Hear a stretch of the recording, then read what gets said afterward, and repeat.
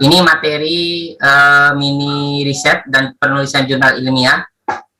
Ini disampaikan saat pembekalan mahasiswa file study, salah satu mata kuliah kalau nggak salah di semester 3, kalau nggak salah 3 atau semester 4 gitu.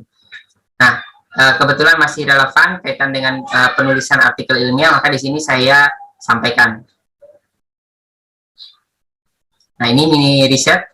Di bagian mini riset ini saya jelaskan pertama kaitan dengan perkembangan riset. Nah, perkembangan riset itu teman-teman tidak hanya melulu soal kuantitatif dan kualitatif. Jadi tiap riset itu, bahkan tiap model keilmuan itu punya pola risetnya sendiri-sendiri atau gaya selingkungnya sendiri. Termasuk dalam dunia pendidikan. Kalau pendidikan itu kan lebih kecenderungannya seperti ini. Nah, yang pertama need to know itu ada riset kuantitatif, kualitatif, dan mixed method. Kemudian need to do ada R&D. R&D itu fokusnya menghasilkan produk. Biasanya saya lihat tesis-tesis magister UIN atau di FITK itu di samping kuantitatif, misalnya seperti analisis regresi ataupun yang ANOVA, mereka juga menganalisis tesisnya itu terkait R&D, Research and Development, tapi outputnya adalah produk nanti kalau R&D. Kemudian ada Action Research. Kalau Action Research ini penelitian tindakan yang tadi sempat saya singgung. Kalau Action Research ini biasanya untuk guru-guru. Jadi penelitian sederhana, sangat sederhana kalau Action Research ini. Kemudian Operation Research itu penelitian dalam bidang keilmuan seperti matematis. Nah, outputnya ini adalah rumus persamaan matematika. Kemudian Evaluation Research ini mengevaluasi program. Jadi fokusnya apabila ada program dan program tersebut ingin diketahui dan ingin dipahami hasilnya seperti apa. Jadi output dari evaluation itu adalah jawaban atas pertanyaan apakah program itu perlu dilanjutkan, dihentikan, atau diperbaiki. Nah, itu di evaluation research. Kalau policy research ini penelitian kebijakan. Jadi sebelum melakukan atau menetapkan misalnya perundang-undangan dan lain sebagainya, itu diawali dengan penelitian kebijakan ini. Kemudian ini yang namanya kuantitatif, kualitatif itu dibangun dari mazhab filsafat yang berbeda. Nah, kuantitatif itu seperti ini saja, eksperimen dan survei, kurang lebih. Cuma dua itu saja. Kalau nggak eksperimen, ya survei. Eksperimen apa yang kita pelajari sebagai komparasi. Maksudnya di sini adalah komparasi. Ya, yang namanya analisis komparasi, dia membandingkan. Yang dibandingkan itu seperti apa? Nah, ada yang dibandingkan itu cuma satu, one sample test. Ada yang dibandingkan itu dengan dua, maka kita menggunakan pair sample test atau independent sample test. Kalau yang dibandingkan lebih dari dua, maka kita menggunakan ANOVA dengan segala variannya.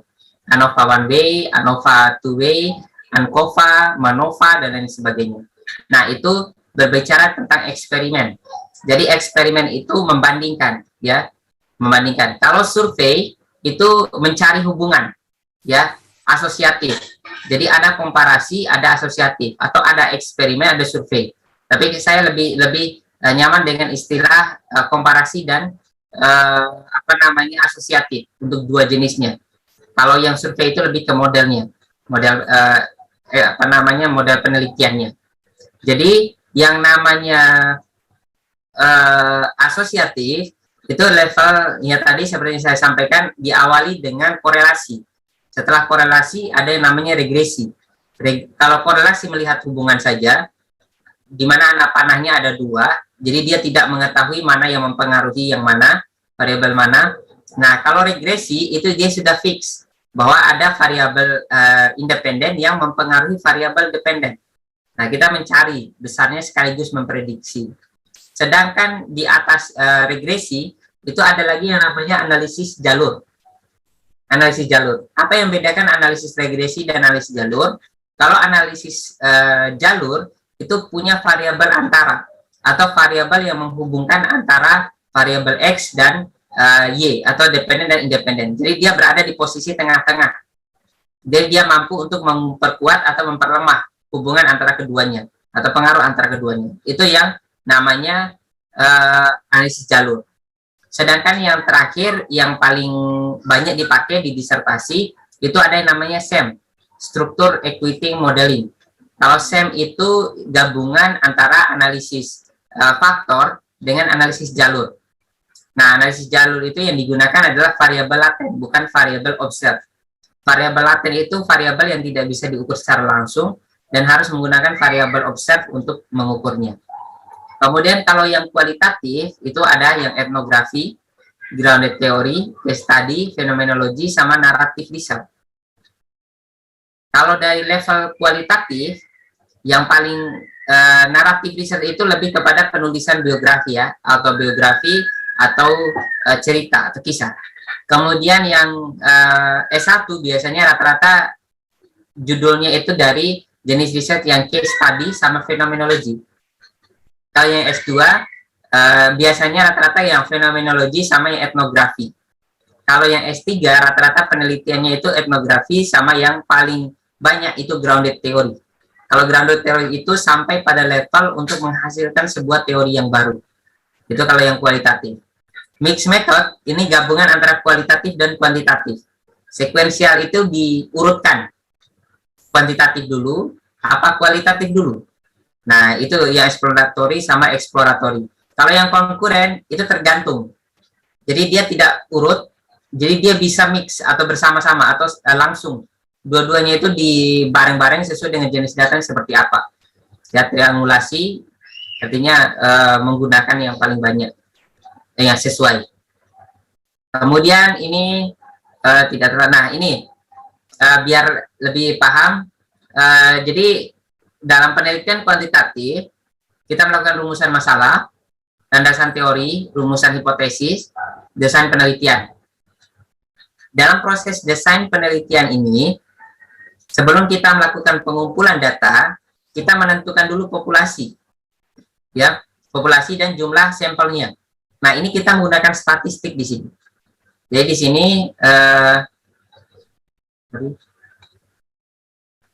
di sini kapan kita menggunakan statistik? Yang pertama adalah sampel, saat menentukan sampel.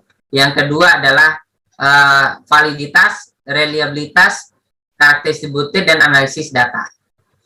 Ya, itu ada 5 langkah-langkah kita menggunakan 5 tahapan dalam penelitian yang kita membutuhkan statistik di dalamnya. Yang pertama adalah menentukan sampel. Kemarin saya sudah ceritakan bahwa sampel itu banyak tekniknya untuk menentukan sampel itu. Ya, bisa dengan perhitungan, dengan formula Slovin ataupun formula lain. Apakah kalaupun kita tidak mengetahui populasi juga ada perhitungannya. Kemudian setelah sampel, kita lakukan pengembangan instrumen. Nah, sama seperti dalam proses pembelajaran fisika, ketika kita mau mengukur panjang, kita menggunakan meteran. Kalau mau menimbang berat dan lain sebagainya, kita gunakan timbangan.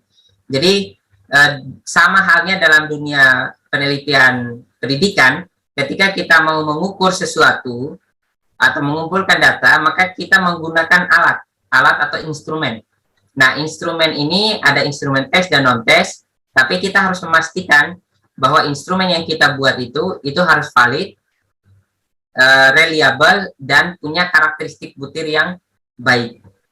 Begitu. Makanya di sini ada pengujian instrumen. Nah, letak analisis faktor itu pada pengujian instrumennya.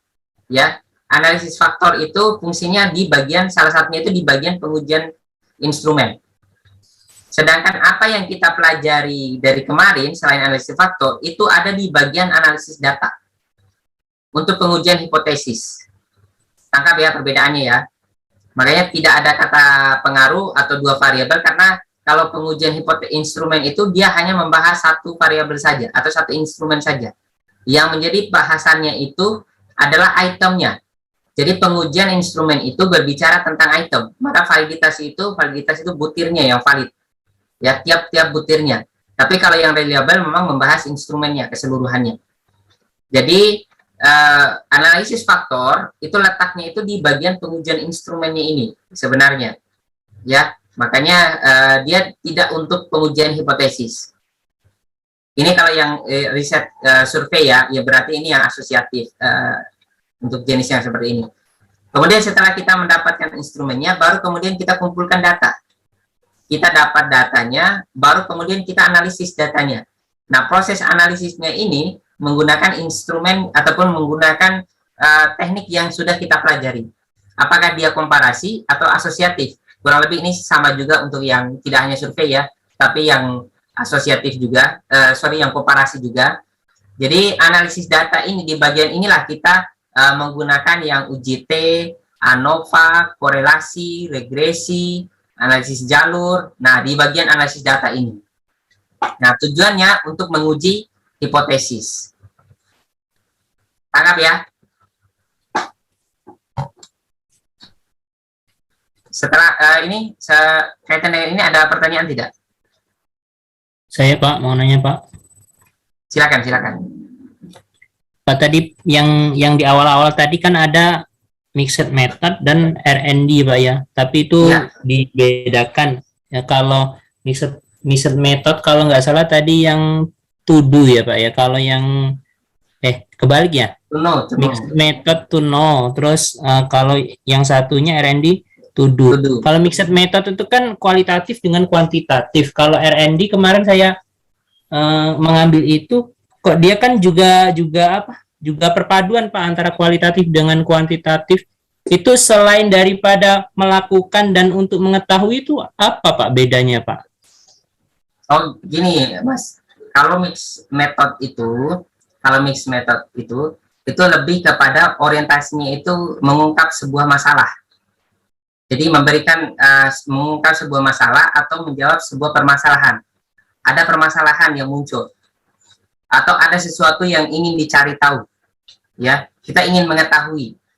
Nah, untuk mengetahui hal itu, maka kita menggunakan kuantitatif dan kualitatif, ya. Kuantitatif secara umumnya, kualitatif mungkin agar lebih mendalam. Nah, jadi riset kuantitatif dan kualitatif yang to know itu mencoba mengungkap sesuatu, ada hal yang ingin diungkap di situ, atau ingin menjawab permasalahan, ada masalah yang muncul, ya, ada dari masalah itu kemudian kita memberikan gambaran ataupun solusi yang mungkin terkait. Jadi kalau yang tadi kuantitatif dan kualitatifnya itu berbeda dengan yang R&D. Kalau yang R&D itu Mas, fokusnya itu ada produk, ada barang yang dihasilkan, gitu. Jadi misalnya begini, kalau yang kuantitatif dan kualitatif, misalnya asosiatif, saya ingin melihat bagaimana kualitas sepatu, kemudian mereknya, sama brandnya terhadap keinginan orang untuk membeli sepatu tersebut. Nah, jadi sudah ada barangnya di situ. Nah, kita hanya ingin mengetahui bagaimana bentuk ataupun peran brand dan lain sebagainya dalam meningkatkan animo orang untuk membeli sepatu itu. Tapi barangnya itu sudah jadi, sudah ada gitu. Nah, itu artinya penelitiannya itu penelitian yang ingin istilahnya itu lebih ke terapan ya, penelitian terapan. Jadi ada barangnya sudah ada, tapi kita ingin melihat bagaimana caranya atau efek-efek lainnya yang ditimbulkan oleh adanya barang tersebut gitu. Atau misal kita mau menguji beda. Saya mau menguji perbedaan menggunakan metode A dan metode B. Ya, metode A menggunakan discovery learning, metode B menggunakan jigsaw. Nah, itu juga adalah penelitian menggunakan kuantitatif. Kuantitatif uji beda antara dua kelompok, berarti independent sample test. Hanya saja siapa yang membuat model tersebut, model pembelajaran creative learning atau jigsaw itu. Kalau kita mau menggunakan atau membuat model baru, itu caranya gimana? Apakah pakai kuantitatif, kualitatif? Atau ke sepatu tadi, kalau saya mau membuat sepatu baru, sepatu yang mungkin berbeda dengan sepatu yang ditawarkan yang barusan, saya mau meneliti, mengembangkan sepatu itu, kira-kira apakah menggunakan kuantitatif atau kualitatif? Tidak, itu ada modelnya tersendiri, yaitu R&D tadi. Ya, R&D. Jadi R&D itu fokusnya itu menghasilkan sebuah produk. bisa berupa sepatu, bisa berupa model pembelajaran, bisa berupa media, dan lain sebagainya. Sama seperti kita membuat makanan nih. Yang namanya R&D itu bagaimana cara proses pembuatan makanannya menjadi makanan. Kalau penelitian lain, terapan, itu makanannya sudah jadi. Kita melihat bagaimana tanggapan laki-laki dan perempuan terhadap makanan tersebut. Atau tanggapan orang Sumatera, orang Jawa dengan orang Papua terhadap makanan tersebut. Atau bagaimana tampilan makanan tersebut. Nah, itu penelitian-penelitian kuantitatif dan kualitatifnya. Tapi R&D fokusnya tentang bagaimana caranya membuat makanannya. Begitu. Jadi, kalau dalam penelitian secara umum ada yang namanya penelitian dasar, ada penelitian terapan. Dasar itu biasanya lebih kepada menghasilkan produk tadi. Kalau terapan itu bagaimana caranya pemanfaatan dari hasil penelitian dasarnya tadi. Begitu. Nah, pemanfaatannya itu biasanya lebih ke penelitian yang tadi, yang kuantitatif, yang kualitatif, membedahnya seperti apa. Tapi kalau membuatnya, itu kita menggunakan yang R&D. Nah, jadi paham ya alur atau stratanya. Di R&D Ya, itu, Mas, di R&D itu ada metodenya, ada modelnya. Ya. Kita mau bikin apa dulu? Mau membuat instrumen, mau mengembangkan instrumen, maka kita menggunakan modelnya Anthony. Saya mau membuat model pelatihan atau model pembelajaran, maka kita menggunakan model ADI yang sederhana. Saya mau mengembangkan media pembelajaran, maka gunakan board and goal. Jadi tiap model atau langkah-langkah itu atau tiap barang yang ingin kita buat itu punya modelnya tersendiri. Kan misalnya kita mau membuat makanan sama sepatu, itu kan caranya beda ya. Membuat makanan sama membuat sepatu. Itu kan tahapan-tahapannya, langkahnya beda. Sama dalam model penelitian R&D ini. Ketika kita mau mengembangkan sesuatu, otomatis itu punya langkah-langkahnya tersendiri. Nah, dalam proses R&D itu, dalam langkah-langkah R&D, misalnya kita ambil salah satu yang sederhana saja, yang paling dasar dalam riset R&D itu adalah model ADI. Analisis, Design, Development, Implementation, Evaluasi. Nah, dari 5 tahap ini ada proses yang pertama itu analisis. Kita menganalisis kebutuhannya, masalahnya apa, kebutuhannya apa, bagaimana kajian teorinya, dan lain sebagainya. Yang kedua, kita lakukan desain. Setelah kita menganalisis, oh ternyata saya butuh membuat sepatu, maka saya membuat prototipe dulu. Nah, prototipe itulah kemudian di tahap desainnya tadi. Kita buat desainnya. Setelah desain itu baru prototipe 1 atau gambaran secara teoritisnya. Setelah itu development, kita kembangkan. Jadi dari yang awalnya cuma desainnya saja, kita kembangkan menjadi sesuatu yang nampak. Yang awalnya hanya gambaran sepatu saja, kemudian kita buat jadi sepatu beneran. Gitu. Tangkap ya? Nah, setelah development ini, baru kemudian implementation. Nah, implementasi ini yang kemudian kita bisa menggunakan cara kuantitatif sama cara kualitatif. Makanya kenapa Mas Irfan menanyakan hal itu, karena memang dalam R&D itu kita tetap menggunakan analisis statistik di situ. Kita menggunakan analisis analisis kualitatif juga di situ. Kita wawancara. Otomatis kan ketika kita membuat sesuatu, kita mau menguji ini. Yang kita uji yang pertama adalah pakarnya dulu. Kita memberikan kepada para pakar bagaimana kualitas sepatu saya yang saya kembangkan ini. Oh, ini masih kurang ini, kurang ini. Kemudian menurut pakar yang lain ini sudah bagus, maka suruh coba saja pengguna. Nah, setelah kita dinyatakan bagus menurut pakar, baru kemudian kita cobakan kepada pengguna. Nah, makanya kemudian ada yang namanya tahap uji coba dalam penelitian R&D. Uji coba terbatas dan juga uji coba diperluas atau bagian implementation tadi. Nah, kemudian dicobakan oleh pengguna. Oh, ini sudah bagus, ini sudah nyaman gitu. Kita wawancara bagaimana menurut Anda tentang penggunaan sepatu. Akhirnya mereka menceritakan. Nah, itu risetnya kualitatif. Kemudian kita ingin melihat bagaimana pendapat mereka. Kita bikin kuesioner. Nah, itu yang kuantitatif yang dianalisis. Gitu.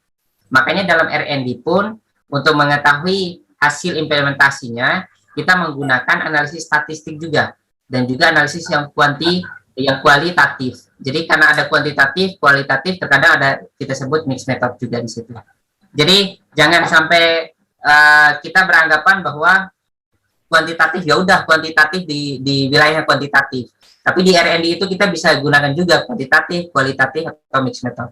Begitu ya, Mas Irfan, semoga menjawab. Ya, Pak. Ini Nah, Pak, kan maaf Pak, satu lagi Pak, dikit lagi. Silakan. Ini Pak, kan di R&D tadi yang Bapak sebutin kan ada beberapa model Pak ya. Untuk pengembangan media kata Bapak tadi Bock and Gale yang lebih cocok. Nah, misalnya kita kan ini Pak ya, mahasiswa itu kan pengennya cepat selesai ya Pak ya. Nah, dalam pengembangan media itu kalau misalnya nggak sesuai dengan model, tapi tujuan kita untuk cepat selesai, itu berarti ini Pak ya, agak kurang bagus juga ya Pak ya. Kalau model itu tidak terlalu ekstrim ini. Kalau yang paling simpel, yang penting yang cari yang simpel.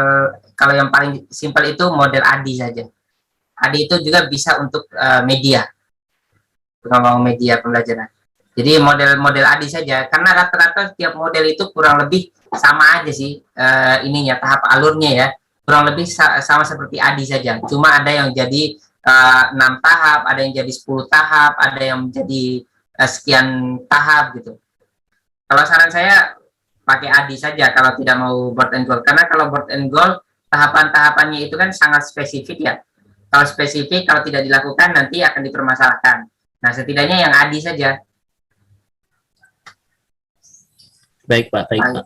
ADI itu bisa dianggap sebagai induknya induknya R&D. Jadi dia yang paling umum, yang paling dasar gitu. Itu ada lagi? Oke, saya lanjut ya. Ini kaitan dengan validitas, statistik, ini sudah. Fokus kita kan di artikel ya. Jadi di sini saya share kaitan dengan ini, publikasi. Jadi analisis kuantitatifnya katakan sudah. Analisis kaitan dengan analisis. Sekarang kita fokusnya di penyusunan artikel yang menjadi tugasnya. Kenapa publikasi itu penting? Yang pertama adalah standar internasional, yang kedua kebijakan kementerian, yang ketiga untuk kenaikan pangkat atau dosen, kalau kalian mahasiswa syarat kelulusan, yang terakhir itu identitas akademik. Jadi ke depan itu kalau kalian melamar pekerjaan, yang dilihat oleh para pewawancara itu bukan, kalau kalian di dunia akademik ya, itu bukan Facebook, bukan Twitter, bukan Instagram, tapi identitas akademik kalian adalah misalnya Google Scholar, akun Scopusnya, ID Scopus, ataupun ID akademik yang lainnya. Jadi itu sangat penting. Nah, kemudian ini kalian perlu pisahkan juga perbedaan antara jurnal, artikel, pengindeks, dan publisher. Ya, jangan sampai keteteran. Kalaupun naskahnya itu baru kalian susun, belum dipublish, itu namanya adalah manuskrip. Jadi naskah yang kalian kembangkan yang belum dipublish itu namanya manuskrip. Kalau sudah dipublish, baru kemudian kita mengenal dengan istilah artikel. Nah, artikel ilmiah itu berarti sudah dipublish oleh jurnal. Jurnal itu adalah tempat kita mempublish artikelnya. Ya, tempat kita ingin publish. Jadi ketika ada yang menyatakan pelatihan penulisan jurnal, itu kurang tepat. Karena jurnal itu ya yang menjadi muaranya, tempat kita untuk memasukkan misalnya ini ingin menampung air, ya pakai gelas. Nah, wadahnya itulah yang namanya jurnal untuk menampung air tersebut. Yang kita latih adalah ya kaitan dengan airnya itu.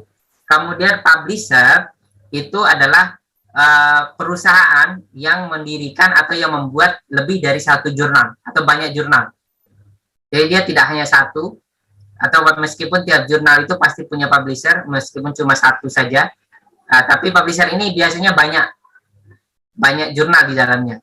Setelah itu pengindeks itu adalah lembaga yang menilai jurnal. Dia menilai bagaimana kualitas jurnal. Scopus itu masuknya mana kalau menurut kalian?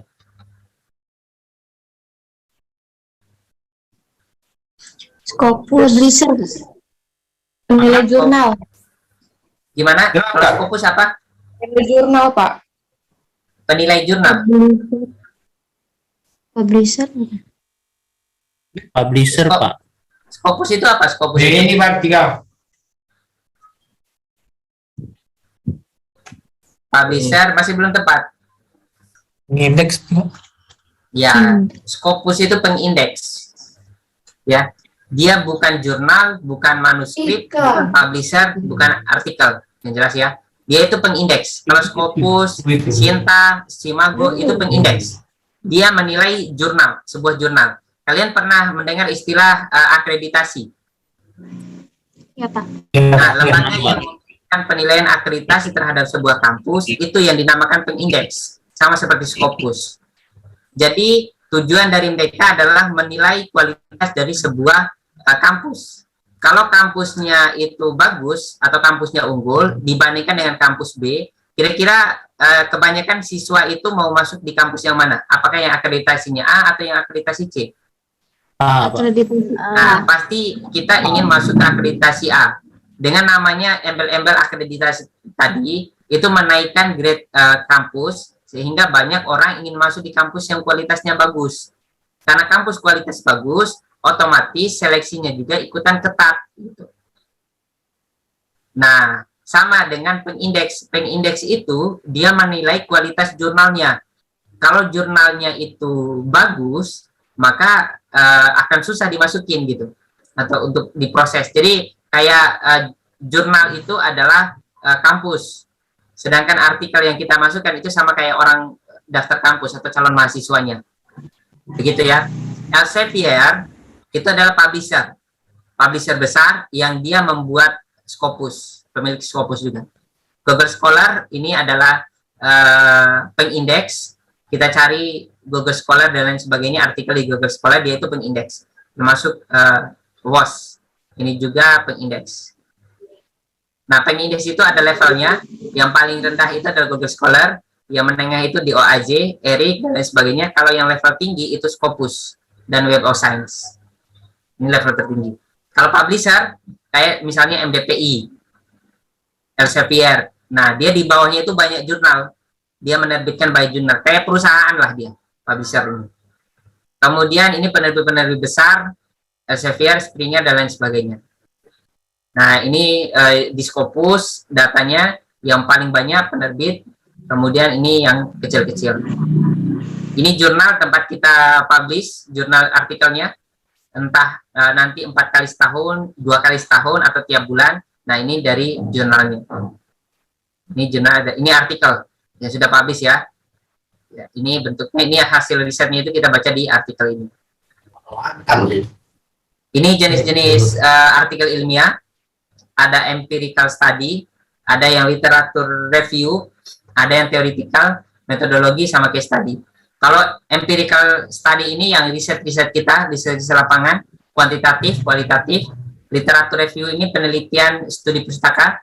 Tapi kalau yang literatur review ini model klasik, kalau yang seperti ini, literatur saja. Yang terbaru itu systematical literatur review, kemudian bibliometrik, sama meta-analisis. Ini jenis review juga, tapi levelnya sudah tinggi. Bahkan dibandingkan ke strata penelitian, letak meta-analisis itu posisinya paling tinggi di dalam piramida penelitian.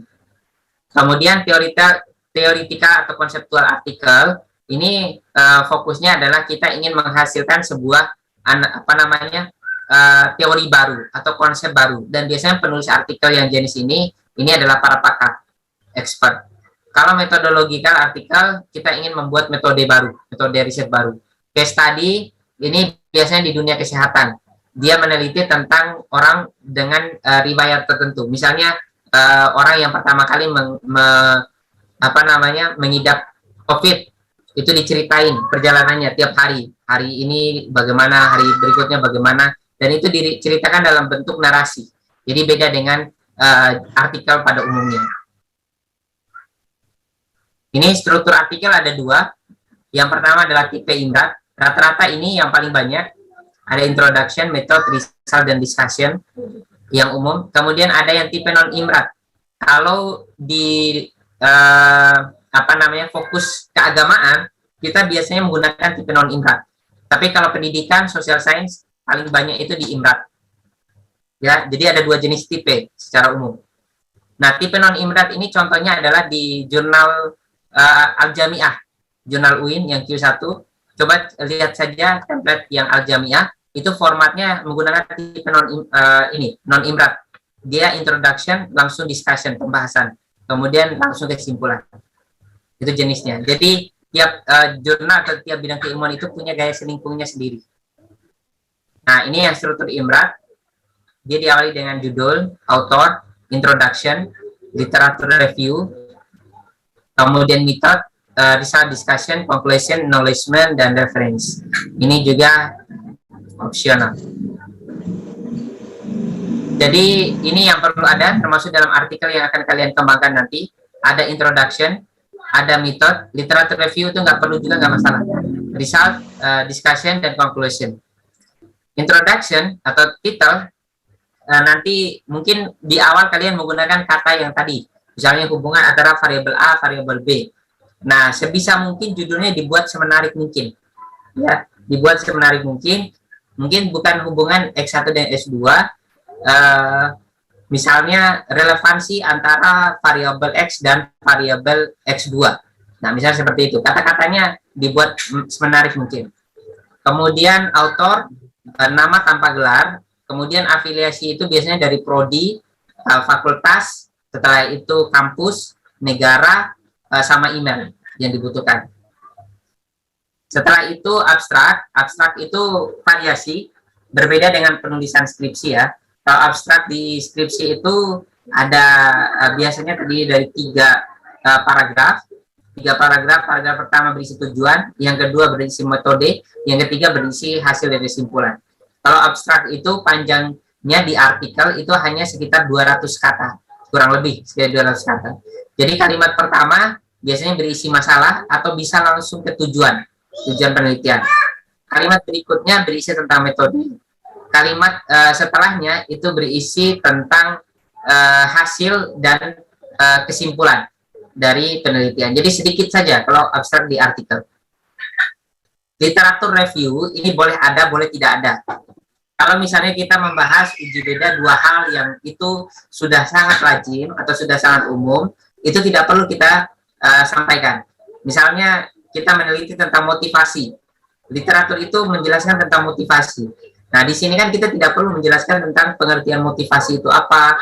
Menurut ahli, motivasi adalah ini. Nah, itu tidak perlu dimasukkan. Itu dianggap sebagai sesuatu yang sudah diketahui secara umum. Sehingga kita tidak perlu memasukkan itu di dalam literatur review.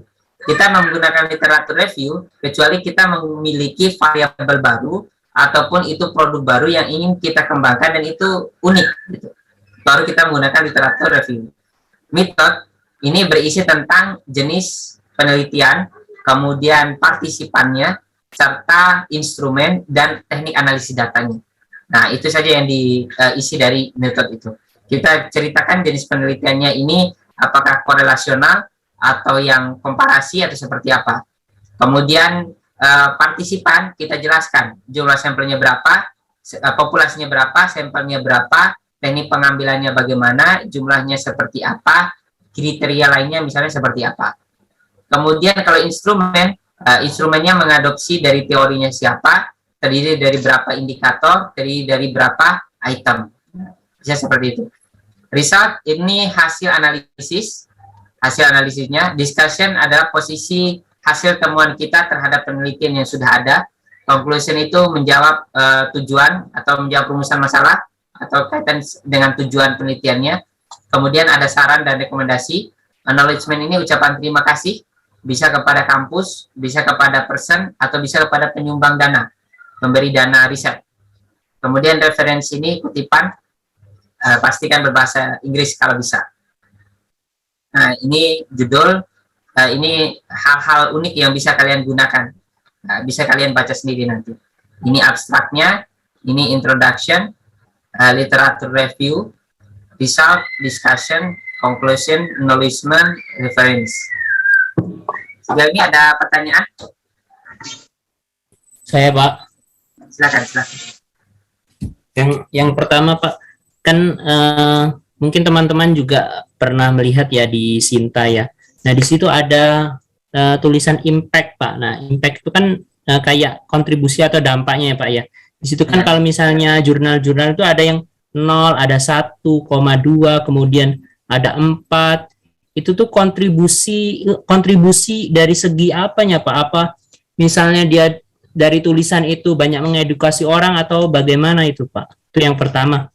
Kemudian yang kedua, tentang kan banyak dosen-dosen yang lain juga kan menganjurkan untuk mengambil referensi dari jurnal-jurnal internasional ya. Nah, kami ini mungkin saya atau teman yang lain juga mencari itu, dan itu kadang tuh namanya itu orang Indonesia, Pak, tapi dari judulnya ininya itu sudah pakai bahasa Inggris semua. Nah, apakah itu bisa dikatakan juga jurnal internasional atau bagaimana itu, Pak? Kalau sudah dirubah bahasanya menjadi bahasa Inggris itu. Iya. Nah, itu nyarinya biasanya di mana, Mas, nyarinya? Jurnal internasionalnya. Di Google Scholar, Pak. Tidak ada yang lain tempat nyarinya. Sejauh ini belum, Pak, belum. Di sini juga semuanya saya jelaskan di bagian, nanti bisa kalian baca di paparan saya ini. Untuk pertanyaan yang pertama itu kaitan dengan H-index, ya. Saya contohkan saja punya saya saja. Jadi gini, ada yang namanya itu proses indeksasi terhadap kualitas jurnal dan juga kualitas persen. Nah, jurnal itu ada jenis-jenis nilai-nilainya. Jadi ada penskorannya. Misal saya buka di sini.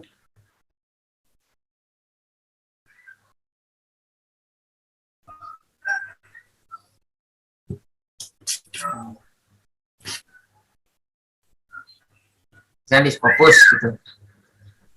Ini ID Scopus saya, kemudian di jurnal Simago, saya klik Simago, jurnal rank.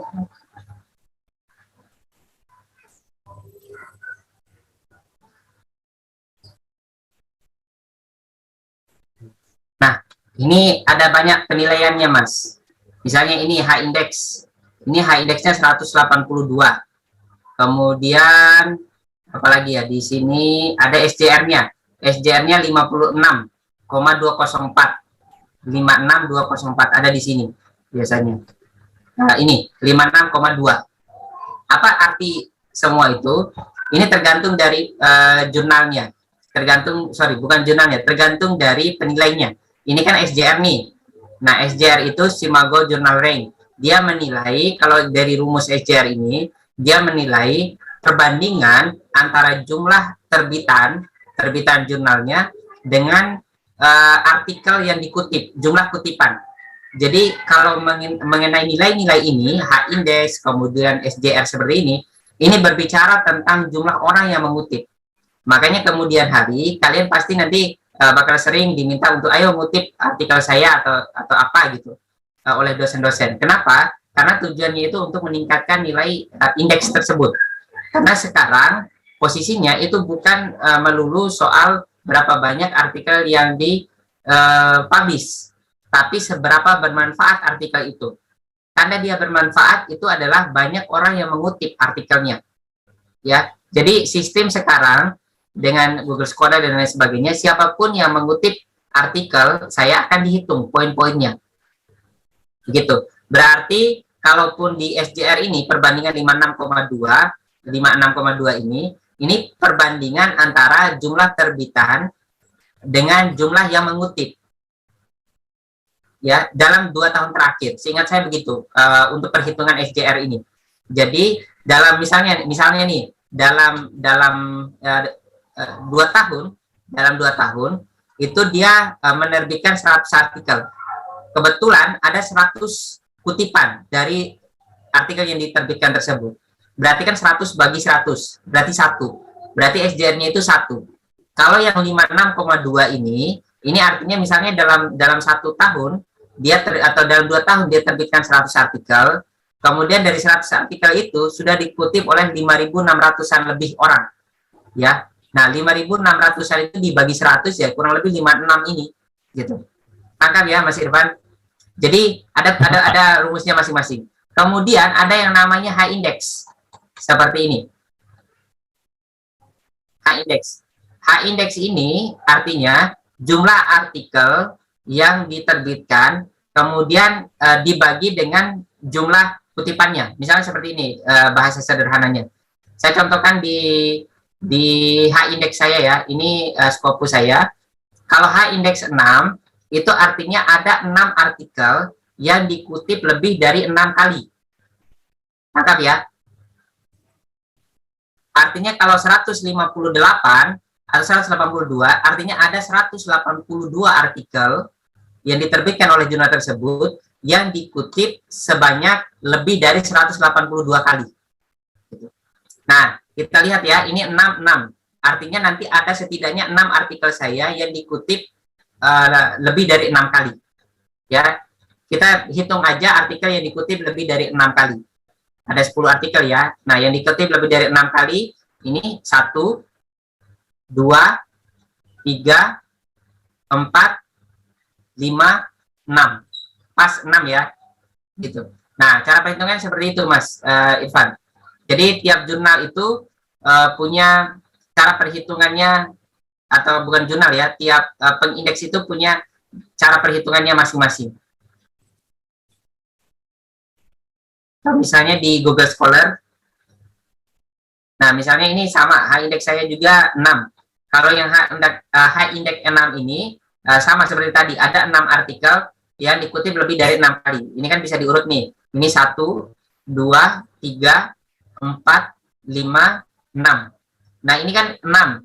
Kalau misalnya ini ada yang mengutip sekali lagi 7, maka high index saya nanti akan ada 7. Kenapa? Karena ada 7 artikel yang dikutip lebih dari 7 kali. Begitu ya. Kemudian di sini ada 10 indeks. Ini artinya adalah artikel yang dikutip lebih dari 10 kali. Ya, artikel yang dikutip oleh banyaknya artikel yang dikutip lebih dari 10 kali. Nah, dilihat di sini adalah 6. Berarti saya punya setidaknya 6 artikel, bukan setidaknya ya, udah pasti saya punya 6 artikel yang dikutip lebih dari 10 kali. Ini yang I10 indeks. Nah, kita hitung coba. 1, 2, 3, 4, 5, 6. Ya. Berarti bukan lebih dari 10 ya, yang pas, yang kurang lebih minimalnya itu 10. Nah, ini kan pas 10 nih. Nah, ini ikut terhitung. Artinya pas 10. Jadi 1, 2, 3, 4, 5, 6. Kalau 6 ini dikutip lagi sampai 10, maka nanti I10 indeksnya itu jadinya 7. Begitu kira-kira Mas cara perhitungannya.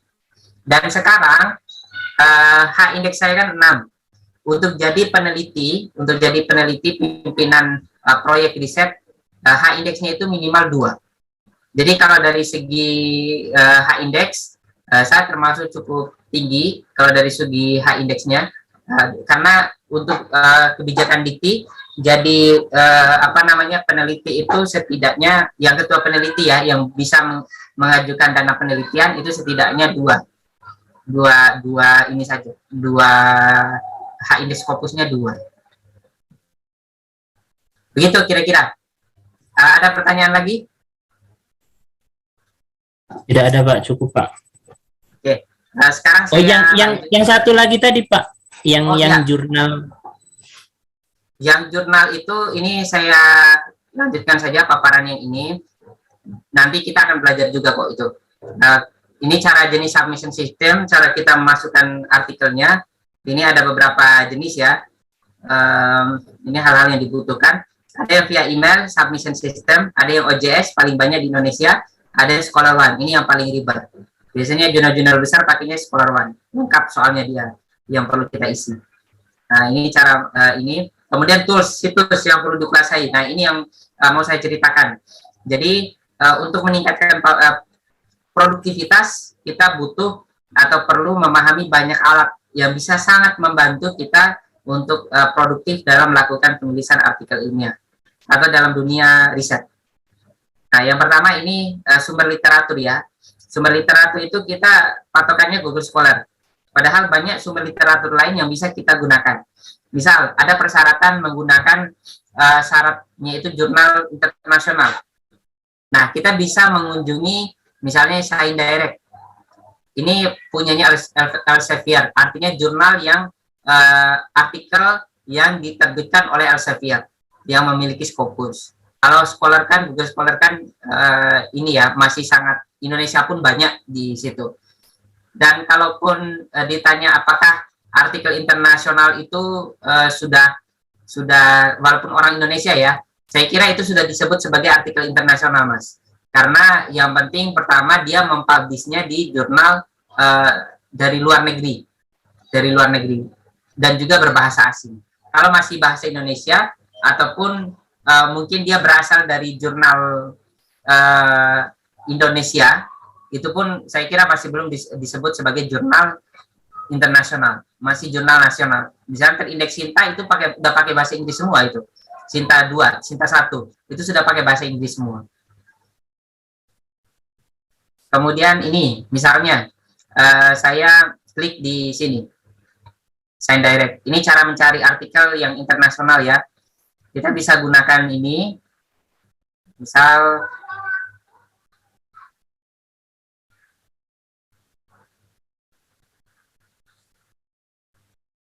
Science Direct. Nah, di sini kita tinggal cari aja apa yang kita butuhkan, keywordnya. Misalnya mau apa yang dicari, tapi berbahasa Inggris ya, misalnya ini higher order thinking skill.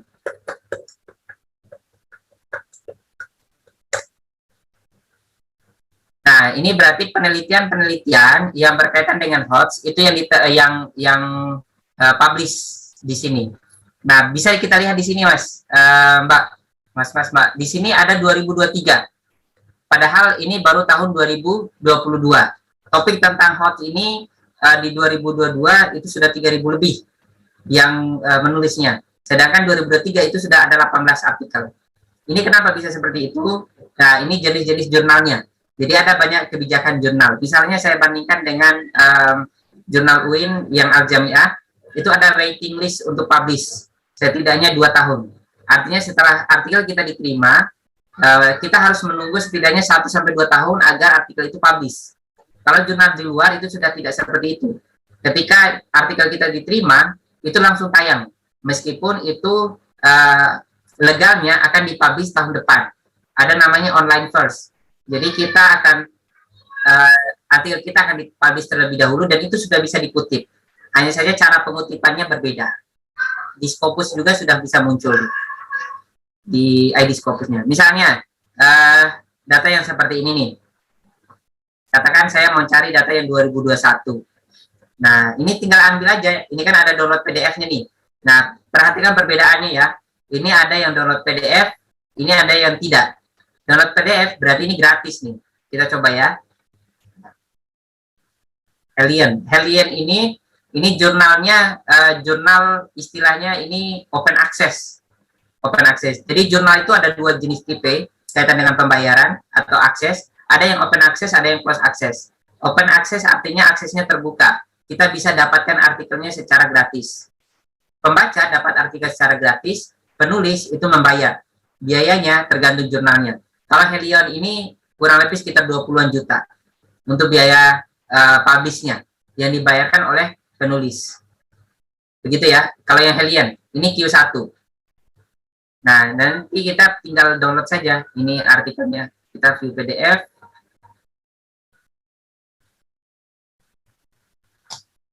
Baru kita klik ini, download. Kita dapat. Nah, ini. Pembaca itu gratis, tapi kasihan yang menulis. Dia bayar mahal. Kemudian yang lain, ini sistemnya yang close access. Apa itu close access? Close access itu penulis, itu gratis. Jadi kita masukkan artikelnya di sini, kita nggak perlu bayar penulis. Tapi yang membaca atau yang mendownload atau kita yang ingin membaca itu harus bayar. Makanya ketika kita klik di sini, nah kita harus membayar. $32. Di sini kita akses. Oh, ini tidak mau.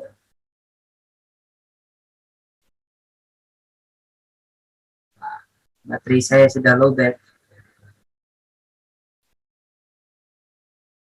10. Atau di sini ya, saya ulang. Nah, di sini ya, ini berbayar. Nah, berapa tadi? Kita lihat.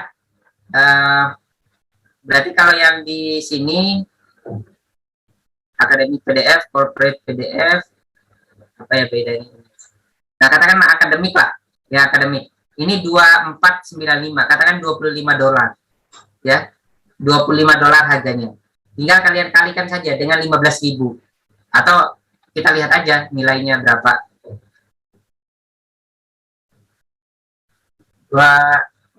Itu IDR. Nah, 364 untuk kurs saat ini yang 14.617,55. Jadi sekali kalau mau dapat satu artikel saja kita harus bayar 300-an ribu. Ada uang tidak untuk ini, teman-teman? Baru satu artikel loh. Dan kita belum tahu apakah artikel ini relevan dengan riset kita atau tidak. Nah, artinya kalau kita mau mendownload setidaknya misalnya 20 artikel, syarat misalnya diminta 20 artikel untuk direview, itu setidaknya kita mengeluarkan budget sekitar 6 jutaan, hampir 7 jutaan lah untuk budget risetnya, begitu. Nah, begitu mahalnya yang namanya ilmu itu. Tapi ada caranya, cara kita download secara gratis, ya. Ini cara legal, bukan cara legal, cara ilegal gitu. Tapi ilmu bisa dibilang ada yang pro kontra kaitan dengan penggunaan cara ini. Ada yang menganggapnya haram gitu, ada yang menganggapnya mubah gitu, boleh. Yang jelas tidak ada yang melegalkannya gitu. Tapi ini dalam artian banyak dipakai. Kenapa? Kalau kita berbicara tentang teman-teman yang menolak, itu rata-rata adalah teman-teman yang kuliahnya di luar negeri, yang mereka sudah mendapat akses untuk dapat mendapatkan artikel tersebut. Artinya jurnal itu sudah dilanggan oleh kampusnya. Tapi kalau kita yang dari kampus yang tidak begitu bisa berlangganan jurnal tersebut, kita akan susah untuk mendapatkan artikel tersebut. Nah, pengguna paling banyak justru di Amerika Serikat, ya. Dan ada juga yang memperbolehkannya. Kenapa? Karena dari sisi peneliti itu pun malah senang kalau artikelnya dibaca. Karena yang kita bayar ini akan masuk ke sign direct atau masuk ke perusahaan, ya, bukan masuk ke penelitinya. Jadi ketika kalian berhasil publish, jangan berharap kalian dapat uang. Beda dengan nulis buku, ya. Nulis buku itu ada royaltinya loh. Tapi kalau nulis artikel itu tidak ada royaltinya. Gitu. Nah, misalnya di sini kita menggunakan ini Skyhub. Coba saja kalian baca-baca tentang Skyhub ini banyak sekali pro kontranya. Ini kan tadi berbayar nih, kita harus bayar dulu. Nah, kita baca di sini, kita bisa masukkan URL-nya atau doi-nya. URL itu link yang di atas ini, atau doi-nya itu link di sini. Ya, saya masukkan saja link yang di bawah ini.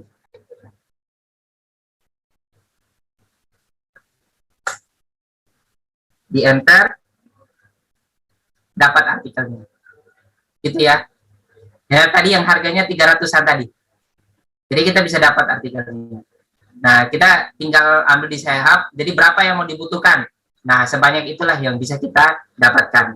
Jadi cari jurnal internasionalnya banyak. Kalian bisa menggunakan desain direct ataupun bisa misalnya yang umum, ya, yang pengindeks bisa Google Scholar, atau bisa misalnya tadi yang DOAJ, jurnal.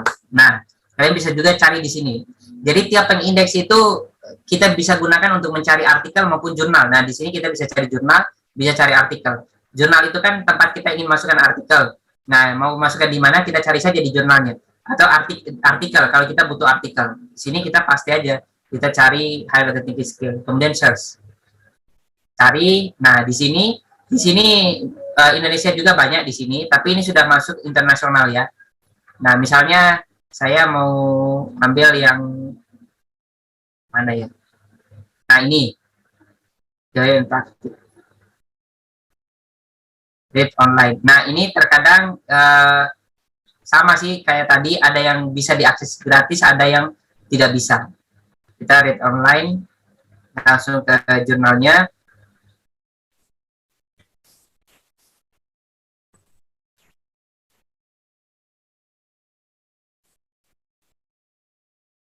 Ini kayaknya open access. Nah, open access. Karena open access kita bisa download secara gratis. Kita tinggal cari aja. Nah, ini kan ada downloadnya nih. Download. Kita tinggal download saja. PDF. Ya. Nah, ini cari-cari yang gratis, yang ini sangat mudah sekarang. Tergantung pintar-pintar kita. Jadi sudah tidak ada alasan lagi ketika diminta untuk cari. Nah, ini kan jurnalnya. Sudah tidak ada alasan lagi ketika diminta untuk mencari jurnal internasional, kesusahan, karena memang kalian harus mencari di tempat lain, tidak hanya di Google Scholar. Kalau Google Scholar itu kan seperti yang saya sampaikan, itu penindeks paling rendah. Artinya dari segi kualitas itu tidak terlalu terjamin kalau dari segi kualitasnya. Makanya kalau misalnya kalian ingin istilahnya apple to apple lah, kalau ingin membuat artikel yang bagus, otomatis referensinya pun harus dari jurnal-jurnal yang bagus. Begitu kira-kira. Sama di sini saya menyampaikan ada URL, kemudian di sini untuk download buku GenLib Trust ini, kita bisa cari buku di sini. Kemudian ini website penting, ada untuk cek predator, jurnal predator, ada Scopus, Links, Imago, kemudian jurnal gratis kalau mau mencari jurnal gratis. Kemudian ini jurnal yang lain ya. Kemudian ini Skyhub tadi yang saya ceritakan. Setelah itu ini tools yang sangat membantu untuk penulisan. Yang pertama itu peta konsep, ini mind mapping, ini sangat bagus sekali, saya kira kalian bisa menggunakan ini untuk membuat kerangka risetnya atau kerangka artikelnya. Kemudian ini Mendeley and Note Jotero untuk reference. Kalian sudah belajar ini? Sudah, Pak. Sudah. Kemudian ini MVivo juga software translate, kalau mau mentranslate Ginger, ini cukup bagus, berbayar. Kemudian Grammarly, ini juga untuk mengetahui kesalahan penulisan, sangat bagus juga, berbayar. Kemudian ini Turnitin, cek Turnitin, untuk tahu plagiasinya. Kalau memang besar plagiasinya perlu diparafrase. Untuk parafrasenya kita butuh Quillbot kalau yang berbahasa Inggris, Spinner kalau yang berbahasa Indonesia. Kalau tidak bisa,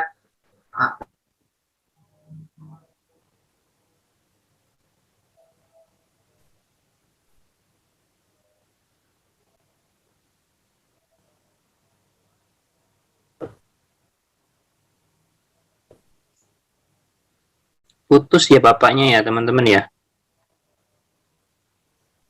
Lowbat. Jangan habis baterainya. Tadi kan bilangnya lowbat.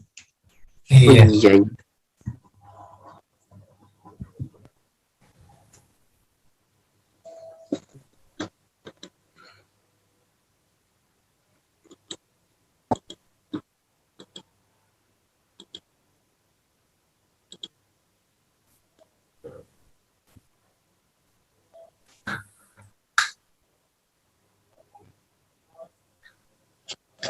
halo teman-teman.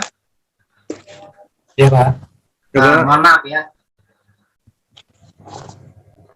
terlempar karena saya ngeyel sih. Udah dibilang lowbat gitu, tidak mau dicolokin juga ininya. Akhirnya langsung mati. Oke, saya lanjut ya. Yang parafrase itu pakai Quillbot ini. Saya sudah share screen ya. Ya, Sudah, Pak. Sudah, Pak. Nah, kemudian edit template itu ada cara cepatnya, cara mengedit template.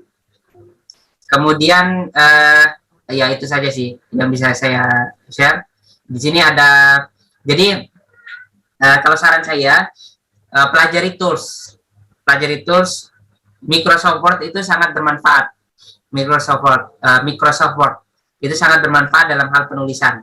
Hanya saja terkadang banyak tools di Microsoft Word itu yang tidak bisa kita manfaatkan secara maksimal.